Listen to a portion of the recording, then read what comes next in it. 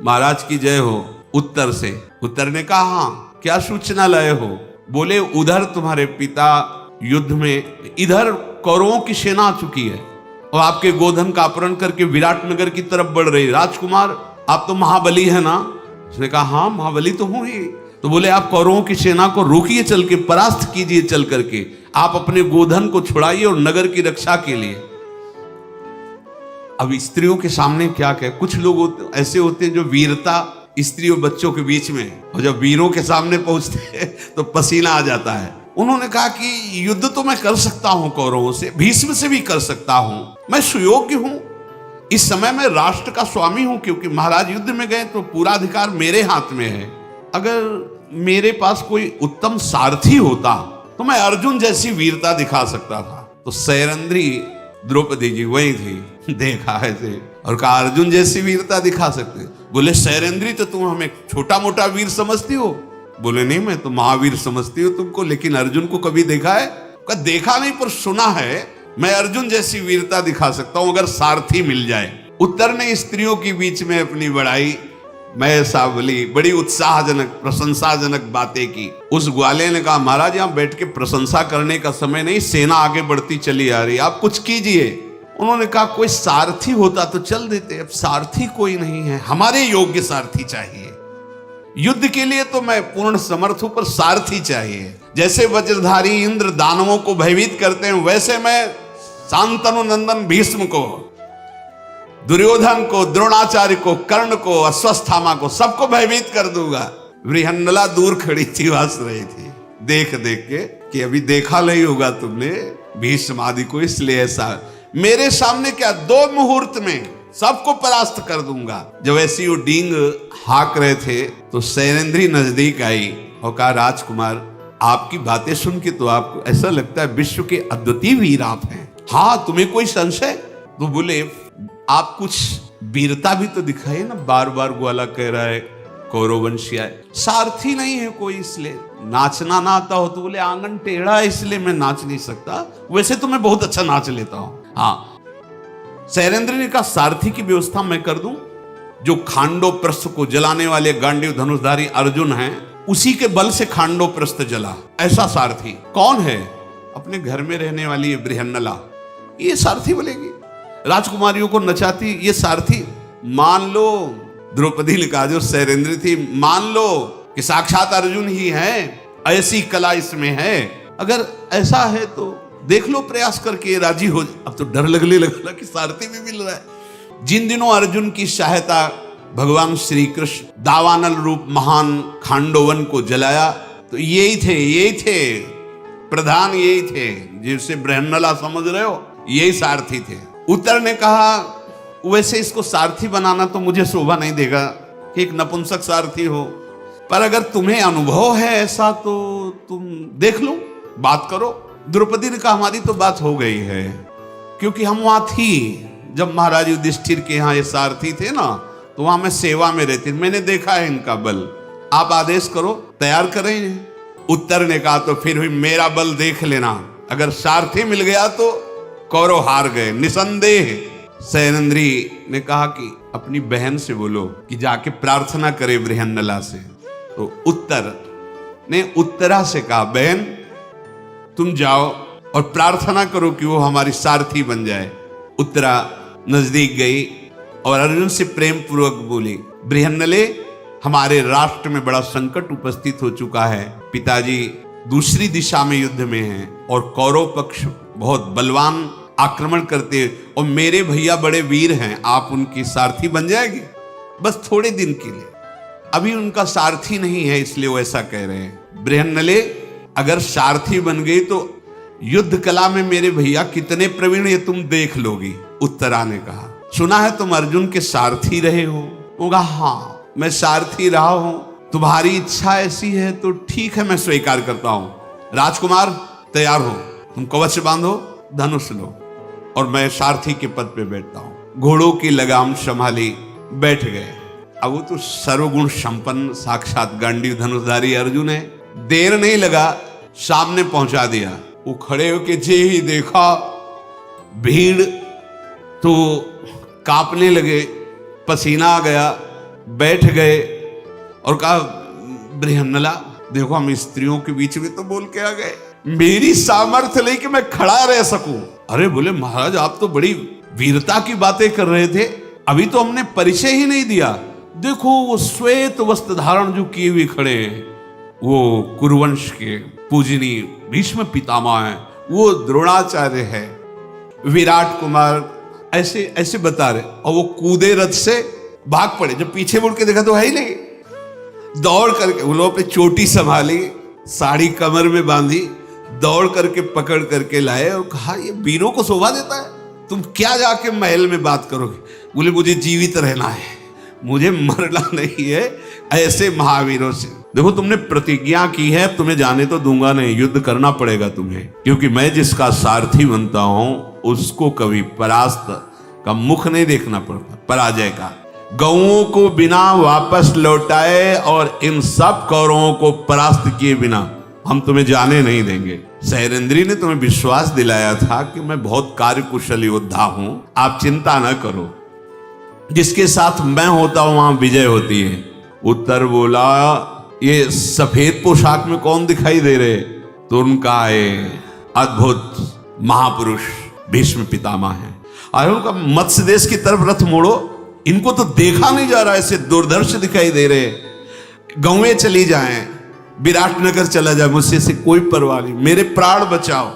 ऐसा कह करके बाण सहित धनुष फेंक करके राजकुमार उत्तर रथ से कूदे और भयभीत होकर भाग पड़े। बृहन्नला पीछे से कहती जाए, राजकुमार वापस आ जाओ, ये छत्री का कार्य नहीं है पीठ दिखा के भागना, अभी तो युद्ध किया ही नहीं, तुम भयभीत होकर भाग रहे हो, ये उत्तम बात नहीं है। ऐसा कहकर कुंती नंदन अर्जुन रथ से कूद पड़े और दौड़ करके बड़ी शीघ्रता से राजकुमार को पकड़ा, अपनी अजानबाहु लंबी लंबी भुजाओं में बांध लिया और कहा तुम्हें जाने नहीं देंगे, तुम्हें युद्ध करना होगा। वो चिल्ला चिल्ला के रोने लगे, मुझे छोड़ दो। अर्जुन को हंसी आ रही थी, इतना वीर बन रहा था, अभी तो युद्ध की बात सुनकर इसकी हालत ऐसी हो रही। अर्जुन की जब छाती से लगा, जब अर्जुन ने ऐसे पकता, उनको लगा कि ये मेरे हृदय में एक अपार बल सा आ रहा है, जैसे राख में छिपी हुई आग, ऐसे ही ये बृहन्नला के भेष में कोई तेजस्वी महापुरुष है। उत्तर को ऐसा अनुभव हो रहा है, निश्चय ये कपट वेशधारी कोई महापुरुष है, साधारण नहीं है। मालूम होता है कि ये किसी कार्य के निमित्त से ऐसा वेश धारण किए हुए है।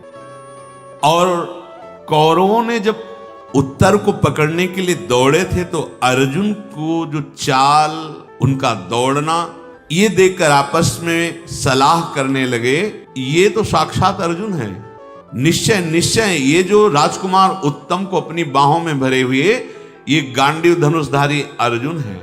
सैनिकों ने कहा कि जैसा श्री कृष्ण का बल, बलराम का बल संग्राम भूमि में होता है, ऐसे ही ये जो नपुंसक का वेश धारण किए हुए हैं, इनकी बाहुओं में दिखाई दे रहा है, पक्का ये अर्जुन है।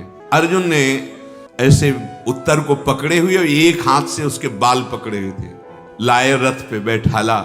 उत्तर रोते हुए विलाप करते हुए बोला, बृहन्नले तुम जो कहोगे मैं तुम्हें दे दूंगा, जितने मोहरे कहोगे, जो जो कहोगे, हमें छोड़ दो, बस हमें छोड़ दो, मैं जीवित रहना चाहता हूं, मरना नहीं चाहता। सुनो, मैं 100 मोहरे दूंगा तुम्हें और स्वर्ण जटित बहुत से वैदूर्य मणि, ये सब तुम्हें दूं, तो मुझे छोड़ दो, मुझे जाने दो। अर्जुन ने कहा कि अगर ज्यादा रोना धोना करोगे तो आप सुनो, हमें गुस्सा आ जाएगा, चुपचाप बैठो। भय से आतुर शुद्ध बुद्ध खो करो अर्जुन के पास बैठे। महावीर कौरवों के पक्ष में है, देखो तुम मेरे बाहुबल से सुरक्षित हो, तुम्हें बिल्कुल इन वीरों से नहीं डरना चाहिए। मैं बड़ा दुर्धर्ष वीर हूं, तुम्हें परिचय नहीं इसलिए तुम घबरा रहे हो। दुर्गम है ये, जितनी सेना तुम देख रहे हो अकेले मुझे पार नहीं कर सकती कौरवों की सेना। तुम केवल मेरे सारथी बनकर बैठे रहो, मैं तुम्हें बताता रहूंगा कैसे चलाना है, कहां पहुंचाना है। देखो तुम ये ना समझो कि मैं केवल बोल ही रहा हूं, मेरे प्रहार को न भीष्म जी सह पाएंगे और न द्रोणाचार्य जी सह पाएंगे, न कृपाचार्य। शांत रहो, तुम भयभीत मत हो। बार बार अर्जुन की तरफ देख रहा है। भीष्म जी, द्रोणाचार्य जी, कौरव महारथी, ये सब एक बार में चिल्ला पड़े, ये अर्जुन ही है, ये नपुंसक वेश में अर्जुन ही है, दूसरा कोई नहीं है। भरद्वाज नंदन श्री द्रोणाचार्य जी बोले, देखो देखो, जैसे प्रचंड वायु किसी से नहीं रुकती, ऐसे ये अर्जुन किसी से रोके नहीं रुकेगा। ये नपुंसक वेश में समस्त शस्त्रधारियों में श्रेष्ठ महान नरुदर मेरा प्रिय शिष्य अर्जुन, यह मैं पहचान गया इसके नेत्रों से, इसकी चाल से। संदेह मत करो, ये अर्जुन ही है। ये वो शत्रुओं को संताप देने वाला महापराक्रमी सब्यसाची मेरा शिष्य है, जिसके सामने खड़े होने पर कोई देवता, कोई लोकपाल, कोई असुर युद्ध में पीछे नहीं लौटा सकता। इसलिए सावधान हो जाओ सब। कर्ण ने कहा, आचार्य आप तो अपने शिष्य के गुणों का ही वर्णन करते रहते हैं, कभी हमारी तरफ भी देख लिया करे। ये अर्जुन कुछ नहीं है, ये दुर्योधन केवल आदेश करें, हमारी 16वीं कला के बराबर भी नहीं है। दुर्योधन ने कहा, वाह मित्र, तुम ही एक ऐसे जो मेरा हृदय शीतल कर देते हो। अंगराज, अब तो कोई चिंता की बात नहीं, क्योंकि अर्जुन को पहचान लिया गया है। अब इन्हें 12 वर्ष का वनवास और 1 वर्ष का अज्ञातवास पुनः भोगना पड़ेगा। इधर अर्जुन ने कहा, रथ घोड़े लगाम संभाल और वो समी वृक्ष उसके समीप ले चल। विराट कुमार उत्तर वहां पहुंचे, उतर रथ से, चढ़ जाए समी वृक्ष पर, और मेरा धनुष इसमें रखा हुआ है, भीम की गदा, महाराज का भाला और भी अस्त्र शस्त्र सब रखे हुए हैं। तुम इस समय गांडीव धनुष उससे निकालो, जिसका भार कोई भी धनुष नहीं सह सकता। बड़े बड़े गजराजों की सेना को एक बार में विनाश करने की सामर्थ्य गांडीव धनुष रखता है। मेरी बाहुओं में जो बल है, ये तुम्हारे धनुष तिनके के समान है, ये सह नहीं पाएंगे मेरी बाहुओं को। मेरा धनुष निकालो गांडीव। उत्तर देख रहे, तुम्हारा गांडीव? अभी तो तुम कह रहे थे अर्जुन के सारथी, फिर गांडीव धनुष तो अर्जुन का है। बोले, इसमें युधिष्ठिर जी के, भीम के, नकुल के, सहदेव के भी अस्त्र शस्त्र रखे हुए हैं। इसमें हमारा कवच भी रखा हुआ है। लाखों धनुष मिल करके भी हमारे गांडीव धनुष की समानता नहीं कर सकते। चढ़ो इस पे। वो दूर से लाश दिखाई दे रही, हम राजकुमार, कोई लाश ढोने वाले थोड़ी कि हम चढ़ जाएं। हम नहीं चढ़ेंगे, हम अपवित्र हो जाएंगे। अर्जुन जी ने कहा, राजकुमार, ये लाश दूर टंगी है, वो जहां एक खोखा सा बना हुआ है उसके अंदर है धनुष, तुम जाओ, परम पवित्र है वो स्थान, डरो मत। मैं ऐसी कोई आज्ञा नहीं करूंगा जो तुम्हारे कुल के विपरीत हो। अर्जुन के ऐसा कहने पर विवश होकर उत्तर रथ से उतरकर समी वृक्ष पर गए और वहां पत्तों और तृणों में लिपटे हुए अस्त्र रखे हुए थे, नीचे उतारा। बहुमूल्य रत्नों से जटित उन सब अस्त्रों को देखा। तो अर्जुन जी ने एक धनुष को कहा, इसके पत्ते और तृण हटाइए। जे ही हटाया तो ऐसे प्रकाशित हुआ मानो आग साक्षात मूर्तिमान तेजो रूप होकर। तेषाम विमुच्य मानानाम धनुषा मर्क वर्चसाम विनिश्चेरु प्रभा दिव्या ग्रहाणा मुद इष्वे। बोले, ऐसा खोलने पर तेज प्रकट हुआ मानो समस्त ग्रह, सूर्य आदि तेज एक साथ प्रकाशित हो गए हो। गांडीव धनुष। उत्तर के नेत्र चकाचौंध हो गए। उन्होंने कहा, ये किसका धनुष है, इतना दिव्य, इतना चमकीला और इतना वजनदार? ये किस यशस्वी वीर का धनुष है, इसका नाम क्या है? बृहन्नले, जो मैं पूछ रहा हूं ठीक ठीक उत्तर दीजिए। अर्जुन ने कहा, राजकुमार अब सुनो, इस धनुष का नाम गांडीव है और ये जिसके हाथ में होता है उसका नाम अर्जुन, और काल से भी युद्ध करने की सामर्थ्य रखता है अर्जुन। ये मेरे पास ही सदैव रहता था, कुछ समय के लिए, अज्ञात समय व्यतीत करने के लिए मैंने इसमें रख दिया था। ये देवताओं पर भी विजय अकेला प्राप्त कर सकता है, ऐसा ये धनुष है। विराट पुत्र, जिस समय मैं अपने दिव्य बाणों का संधान इस पर करता हूं, फिर कोई सामने टिक नहीं सकता। युद्ध में शत्रुओं पर आघात करना और शत्रुओं की बाण वर्षा को काटना गांडीव का सहज स्वभाव है। देखो, ये महात्मा युधिष्ठिर का अस्त्र, ये भीम का अस्त्र है, ये नकुल का, सहदेव का अस्त्रों का परिचय दिया। अर्जुन ने कहा, राजकुमार अब तुम समझ गए हो, मैं गांडीव धनुषधारी अर्जुन हूं। और जानना चाहते हो तो महाराज की सभा में जो कंक बन के विराजमान हो हमारे बड़े भ्राता धर्मराज युधिष्ठिर हैं। तुम्हारे यहाँ जो रसोईया बल्लभ है वही महाबलशाली भीमसेन है, जो तुम्हारे पिता के यहाँ रसोई का काम कर रहे हैं। अश्वों की देखभाल करने वाले ग्रंथिक नाम से मेरे भ्राता नकुल हैं और गौशाला के अध्यक्ष तंतिपाल नाम से मेरे भ्राता सहदेव हैं। हम पांचों पांडव और सैरेंद्री जो तुम्हारे माँ के यहाँ दासी रूप से रह रही, वो महान द्रौपदी है जिसके कारण कीचक मारे गए। उत्तर कूद पड़ा रथ से, साष्टांग दंडवत किया और कहा कि मुझे क्षमा करना, मैंने आपको बार बार बृहन्नला कह के संबोधन, आप तो हमारे गुरुदेव के समान पूज्य हैं, मुझे विश्वास नहीं हो रहा कि आप बृहन्नला बन करके मेरे महल में राजकुमारियों को नचाते गए। अहो भाग्य, सौभाग्य कि मुझे अर्जुन का सानिध्य मिला। मेरे अज्ञानवश जो आपको कुछ अनुचित व्यवहार लगा हो तो क्षमा कीजिए। मैं अब आपके चरणों का आश्रय पाकर बहुत ही निर्भय हो गया और मुझे कोई भय नहीं। पार्थ, मैं सदैव आपका दास। अब आप कृपा दृष्टि से देखिए और अब देखिए कि मैं कितने उत्साह से घोड़ों को हाँकता हूं। मेरा महान सौभाग्य प्रकट हुआ जो अर्जुन का सानिध्य मुझे मिला। वीरवर, आप आरूढ़ होइए और देखिए, आप जहां आज्ञा करेंगे वहीं मैं घोड़े को ले चलूंगा।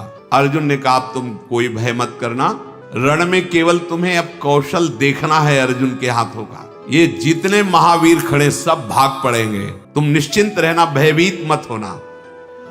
मेरे इन सब तरकशों के जो बाण हैं वो अंदर से उत्साहित हो रहे हैं चलाने के लिए, क्योंकि 12 वर्ष का वनवास, 1 वर्ष का अज्ञातवास सहने के कारण मेरे भी हृदय में प्रबल वेदना हो रही कि इनको दंड दें।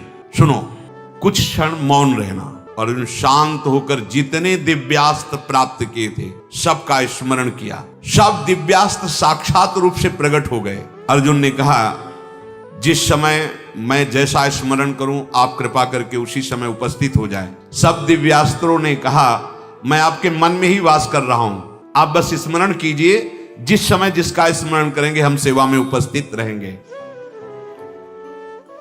ये सब देख करके उत्तर ने कहा, महाराज एक प्रश्न का उत्तर दे दीजिए, आप इतने महान होकर नपुंसक बनकर के क्यों रहे महल में? कैसे नपुंसकता को प्राप्त हो गए? मेरी ये बात समझ में नहीं आ रही। आप बाहरी वेश छुपा लेते, लेकिन परीक्षण हुआ था आपका, आप नपुंसक थे, आपका परीक्षण पिताजी ने कराया था, आप नपुंसक थे, तो बाहरी भेष ही नहीं, आप वास्तविक नपुंसक थे। ऐसा कैसे हो सकता है कि परीक्षण भी सही हो और आप अर्जुन भी हो?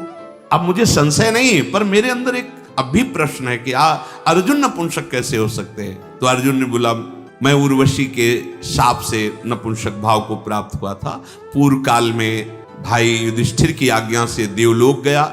उस सभा में उर्वशी ने मेरे को देखा, मैंने उर्वशी को देखा, पर मेरा देखने का हेतु था कि वो मेरे वंश की मूल हेतु जननी है।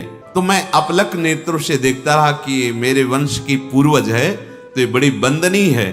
पर उसको ऐसा लगा कि मैं काम भाव से देख रहा हूं, इसलिए देवराज इंद्र ने प्रेरणा करके हमारे पास भेजा।